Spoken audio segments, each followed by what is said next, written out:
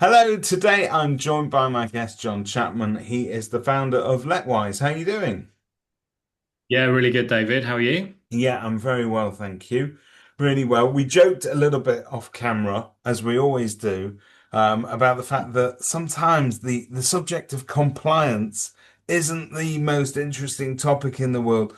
But the one thing I always say about compliance is it gets really interesting when we talk about jail time or fines or the knock-on effects of not dealing with compliance. Let's put it that way. So I think now more than ever, it's something that we should be looking at. Um, in the context of a brave new world as well, where AI is giving us all sorts of different advantages, we're here to discover what compliance and AI married together can actually do for us. Is that a fair summary, John? I think that's a good way to kick off. Yeah, I totally agree with the context of fines and jail time.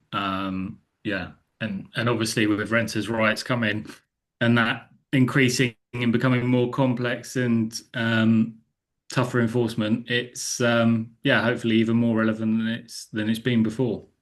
And let's face it, look at and this has always been the conversation in property management that whilst compliance obviously can seem like a bit of a bugbear, underneath it all is safety, isn't it, really? It's people's lives that we're talking about, and that's what it comes down to. When it comes to AI and how that can help us, we also battle against that kind of mistrust of AI sometimes that we're all educated on because all our pop culture has been telling us for years that the AI is going to come and get us one day. And we've built it into sci-fi. We've built it into, people back as far as Jules Verne have been talking about what's going to happen when computers become sentient. But it really is giving us massive advantage. Why do you feel education around sort of AI is so important? Yeah, I mean, I think we kind of have to. I mean, AI or machine learning in kind of a various form has been around for many years. I think a lot of us kind of view AI as the from 2022, I think it was when ChatGPT launched. Um, but I must admit, like when I speak to a lot of people, and this isn't just relating to people in the property industry, but more general, like you ask people like what AI are you using, how are you using it, and if you start to dig a little bit deeper in terms of well kind of do you understand how it's working and what it's doing, there's very little knowledge and understanding around that. And I think it was the CEO of Google a few weeks ago said something on the BBC which was like you've got to be really aware of what you're using AI for and for what purposes because it's not the be all and end all. It's not, we're at the very start of the evolution of AI as we kind of see it at the moment. So it's still very new.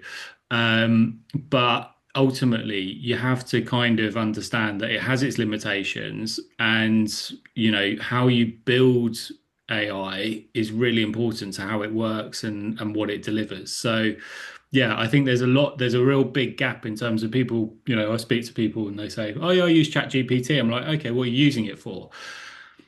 And, some people go, oh, I'd use it for creating content or a marketing plan or just asking general questions of the web. And then they'll say, oh, I ask it compliance questions or something about legislation. And that's where kind of the alarm bells rise because it shouldn't be used for that purpose. Not something like ChatGPT because it's a general AI model that's been built for multi-purposes, like Yeah. huge amount of purposes. And there's things within the AI, and I'm not going to get technical today, but there's things within it that kind of allow it to be as good as it is for certain things versus it not being quite as competent in other areas. Because you Yeah. can't have something that's creative and something that's deadly accurate and you know, doesn't So stray it, from.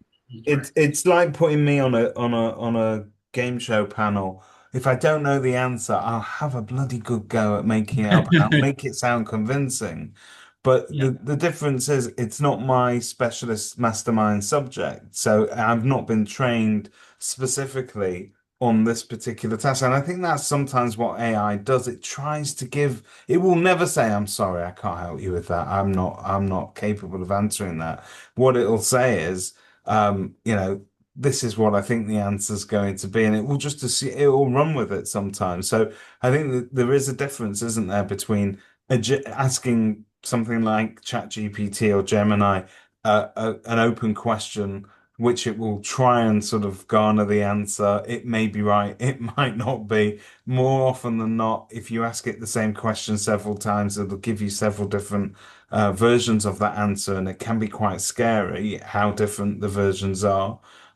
Whereas the work that you guys are doing with AI specifically hones it in, and you're giving it, aren't you, that background in the legislation and knowing where there's, we talk about guardrails, but we have guardrails as well with compliance. So I presume that's the work that you guys are doing in the background. Yeah, so to pick up on a couple of things you mentioned there. So I think firstly, it will always search for an answer. So for context, ChatGPT uses like its two main resources for information are LinkedIn and Reddit. Yeah. So if you automatically know, if you already know that, then you kind of already question actually, is this going to be the right answer or Yeah. not? I think you're Reddit already are the kind most opinionated people on earth that you wouldn't necessarily let, put you place your business in their hands. And LinkedIn are people trying to sound clever about everything. So that elite combination between the two well, yeah, and you've got probably half the content on LinkedIn now being created by AI as well. So as it's kind well. of like, So it's eating itself. Yeah. yeah. So you have so first of all you have kind of your knowledge base. So obviously what we've done is we've curated the knowledge base specifically for legislation, specifically with trusted resources in mind. So looking at government guidance, actual legislation, kind of legal information available, as well as kind of some of the stuff that we've created ourselves. So that in itself gives us some trust in terms of the information that the AI is using is information that we know that we can kind of trust and be confident with. And then kind of what we're then doing, so like you also said, which was kind of around the context. So yeah, we're not trying to be all things to all people. We're very much kind of an application layer focused on compliance and legislation in England and Wales currently. So again, very niche. But what that does enable us to do is it enables us to bring context, legal context, and we've got a partner who's a regulated solicitor who is again kind of been involved from very early stage in helping us to build it, bringing in kind of that legal context as well. And so that helps. And the final point where you touched on, which was around if you ask it the same question over and over again, it provides a different response. So that's kind of actually it's a change that we've made quite recently in the platform, which is moving from like a single agent. So again, I'm probably getting a bit technical here, but stay with me. Is a single agent. So that essentially does your task from start to finish. The problem with that is that they have quite a lot of autonomy within that process. What we've moved to is a multi-agent orchestration or system, so whereby we break down tasks for individual agents. So basically, again, what it means is that you're kind of moving away from that autonomy of just one agent having kind of running the process to having multiple agents focused on very specific things. And what that ultimately does is it brings greater reliability in the responses because ultimately you're kind of disseminating down certain tasks to certain things rather than just one doing everything. So I mean, genuinely, all of that is fascinating because I think we don't get to necessarily see behind the curtain of what goes on these products sometimes and how the nuances. But that so I suppose going all the way back to what you were saying there about working also with a legal expert as well. You are taking a lot of time to make sure that we can trust the AI responses that are coming out of the system. Um, I'm really conscious that if people are watching this now, they've got a really good background to AI and the pitfalls of it, and also how you're using it differently, which is amazing. Can we focus on, and can you sort of tell us a little bit about the type of queries that LetWise deals with, how it actually works for an agent, and what makes it different from, say, other foundational chatbots? Yeah. So in terms of if you're a user or customer of LetWise, essentially you have a platform. Whenever you have a query or question relating to legislation, compliance, you essentially can go on and type in your question. So that can be it can be quite specific. So again, we have lots of questions that are asked to a situation that an agent is facing, and they essentially want some guidance and information around what they should do in that situation. So again, a couple of ones that we've had quite recently, like around holding deposits, or another one was around actually where they should be putting a CO2 because there was a boiler in the bathroom. So it's kind of like it's very varied. It caters for kind of everything from pre-tenancy, property management. Um, we've got some stuff on like licensing in there as well. Obviously, not kind of very specific to individual regions and stuff like that, but generally, it's how in terms of like your mandatory, your selective, your additional like information around that. And really, they just ask the question in terms of the process. It's kind of some of the stuff that we've already touched on. So it understands the intent of the user. It will then go off, look for relevant resources, and then essentially create a response or generate a response off the back of that. Now, when I first started I came up with the idea. The most important thing was, and obviously I was a lot younger then, was around the trust and the reliability of the platform. So what we do within every response is we include sentence level citations. So again, the idea being kind of coming back to that trusted knowledge base is that you can see how the information was generated or how the response was generated based on the citations, and you can see exactly kind of the information that was used there. So again, that hopefully helps in terms of one, you knowing that it's accurate, and two, trustworthy. Um, so once you've got your response, you can review it and action it as you so wish. We have a shareable link, which is white labeled, so you can externally, if you wanted to, you can share that.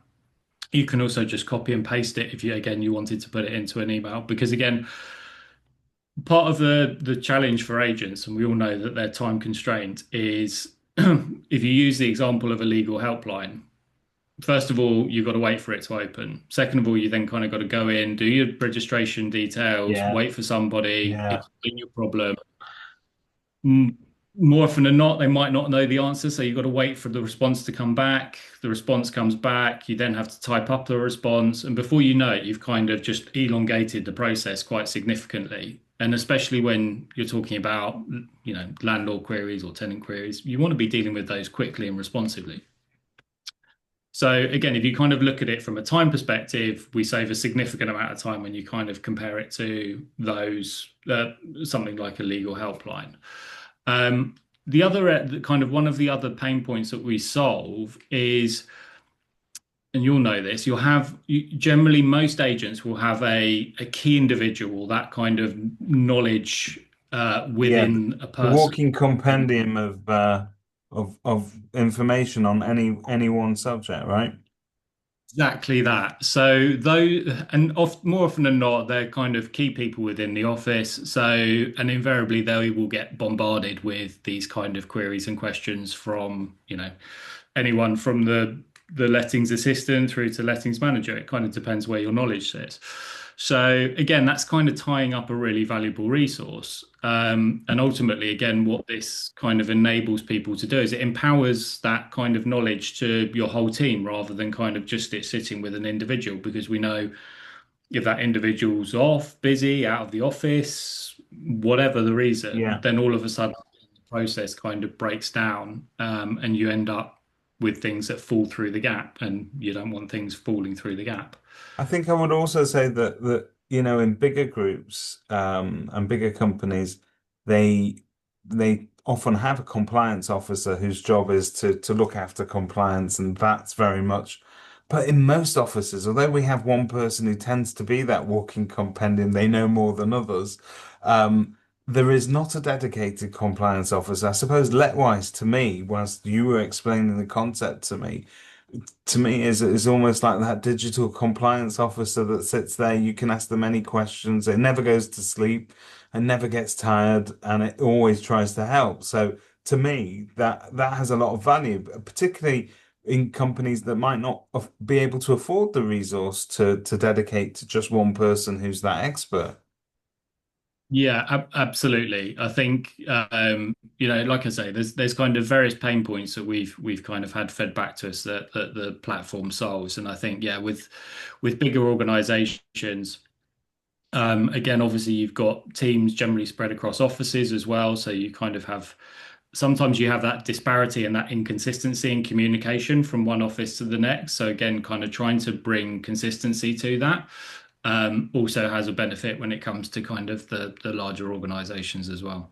And it's also going to save you a heap of time. I mean, the statistic you shared with us was that it saves agents 98% of the time that it'll take to deal with legal and compliance queries when compared to a legal helpline. It will also save you from having to listen to hours and hours of hold music whilst you're trying to get through to those legal helplines. And that is the reality that most agents are aware of. When you're talking about the areas of legal and compliance that is covered, one of the things that caught my eye because everybody's talking about it at the moment, a lot of us are talking about it. Some of us are actually doing something about it. But you've got a renters' rights toggle feature, which to me when was that's going to be quite interesting. So talk to us about the sort of stuff that is covered and how that works. Yeah, so I suppose we don't have the renters' rights comes in 1st of May. Obviously, there's kind of been a couple of bits that are around enforcement that are already in play. But essentially, what it does is it's kind of your crystal ball as to what the situation would be come the 1st of May. So, because again, what we're finding is, and we've kind of the process that we've had in terms of renters reform bill, and it's probably been about 3.5 years to get to this point. So there's I think there's a lot of fatigue, and there's also been a lot of misinformation that's kind of been provided over the course of that time. So a lot of people don't necessarily know what it means. And essentially, how it works is you can ask Letwise the question. You can then toggle on renters' rights information. And what that will do is it will provide you information around what will change come the 1st of May. So, to use a basic example, I want to increase the rent. Well, obviously, right now you have various mechanisms that you can use and employ, but kind of come the 1st of May, we know that that isn't the case, and Section 13 is going to be the way forward. So, what it will do is it will basically flag what the situation is come renters' rights information. So, it's very much kind of just helping people to understand, if they're talking about stuff that is going to fall into post 1st of May, it just gives them a bit more insight and a bit more guidance around that. So, I mean, I think the answer might be fairly obvious to everybody that's watching this, but for those that have not made it this far and just catch this end of the clip, who is this for, John? Who is going to make the best use of your system? So, I mean, we have a wide range of agents using us from a kind of single office through to multi-branch regional agencies. So, I think again, it kind of comes back to, what is the pain points that we solve for an agent, and it's the first question that I ask. How are you managing compliance and legal questions at the moment? you know, do you have that key person? Are they finding themselves bogged down and stressed with questions? How well prepared are you for the Renters' Rights Act? Are you confident that you know the legislation? Because I mean, it's 300 pages of new legislation. Yeah. Most of the people that have that knowledge have built that up over years of experience. And I would argue, rightly or wrongly, that probably those individuals don't want to read 300 pages of legislation and learn it at this stage of their careers, which is totally understandable. But yeah, the benefit of the platform in that respect is we have every single bit of legislation that relates to England and Wales within the platform, and it kind of searches that very well. So yeah, I think ultimately it does come down to the pain points of the agency rather than me kind of selling a solution that is your digital compliance officer. It's kind of like, are you looking to, improve your service to landlords and to tenants? Because again, I think tenants are going to be a more important part of the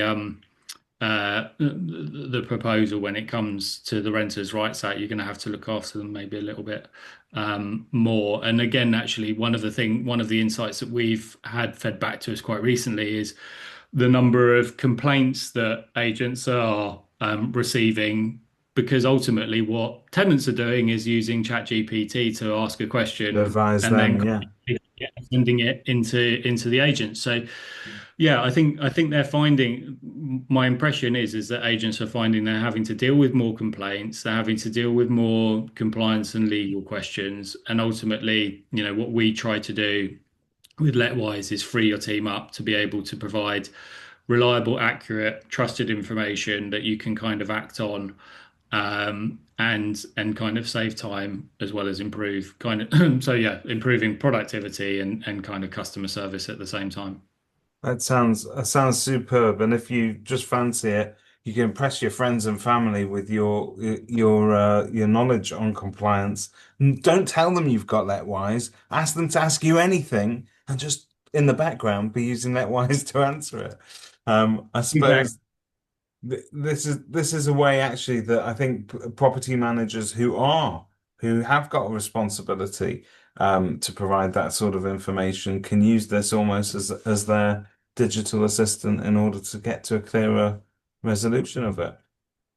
Yeah, I mean, again, we have agents who have got people that have worked in the industry 20, 30 years, and sometimes it's just a case of sense checking their thinking. Like it's not, there's nothing wrong with that. In fact, why would you not do that? Especially if it kind of just takes 20, 30 seconds for you to be able to do that. And I think the one other thing that I haven't highlighted, but if for whatever reason you kind of wanted additional peace of mind, we do have a verify response option, which essentially sends the response off to a qualified solicitor to review, and they will then review it, update it if it needed any tweaks, and then send that back to you. So again, that feature also sits within the platform.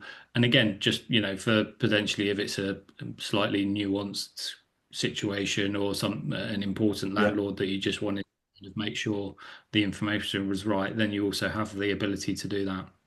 Okay, that sounds absolutely superb. So I'm presuming that any agents that are interested in sort of looking into this further, best way forward is to book a demo with you where you can sort of show them the system in action, and take it from there.